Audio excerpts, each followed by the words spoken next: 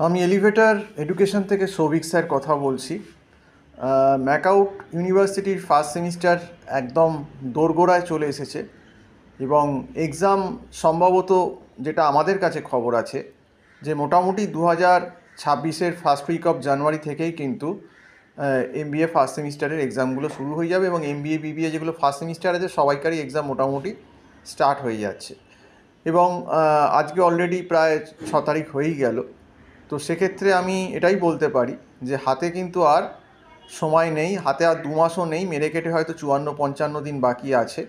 তো এর মধ্যে আমরা বহুবারই ভিডিও দিয়ে সতর্কবার্তা করেছিলাম যে তোমরা কলেজ খোলার আগে থেকেই নিজেরা প্রিপারেশান নাও, বিশেষ করে এমবিএ বিবিএ বা বিসিএ, এগুলোর তো খুবই ডিফিকাল্ট ছিল পেপারগুলো, অনেকটাই টাফ, এবং এবারে তো বিবিএ বিসিএ সিলেবাস চেঞ্জ করে আরও টাফ করে দিয়েছে।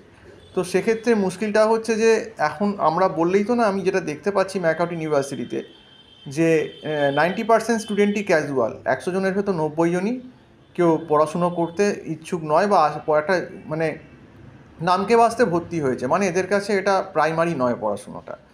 তো এখন ব্যাপারটা হচ্ছে ফেল হলো কি হলো না, এতে হয়তো কিছু স্টুডেন্টের যায়ও কিছু আসে না, এবং সত্যিই তো যে এবারে যা অবস্থা তাতে কিন্তু অনেকেই ফেল হবে। এমবিএ অন্তত ফার্স্ট সেমিস্টারে অনেকেই অনেক স্ট্রিমেই ফেল করবে, কারণ তারা হচ্ছে খুব ভয়ঙ্কর। এবারে সেশনটাও অনেক দেরি করে শুরু হয়েছে, এটা তো সত্যি, সেশনও দেরি করে শুরু হয়েছে এবং পরীক্ষাও কিন্তু জানুয়ারি ফার্স্ট উইকেই মোটামুটি হবে হিসেব মতো। তাহলে ব্যাপারটা কি, যারা স্টুডেন্টরা সিরিয়াস নয়, যারা বারবার আমাদের সতর্কবার্তা উপেক্ষা করেছে, এই শেষ 1.5 মাসে কিন্তু খুব একটা কিছু আর হয় না। কোনো রকমে হয়তো নম্বর ভালো হবে না, কেউ আর যদি কপাল ভালো থাকে হয়তো কোনো রকমে সাপ্লিটা হয়তো খাবে না, কিন্তু অনেকে আবার সাপ্লি খেয়েও যাবে।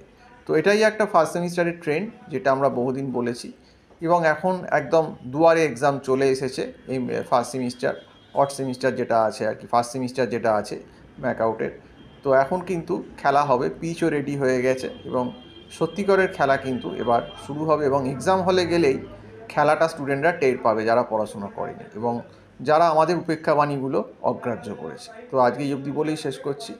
নমস্কার।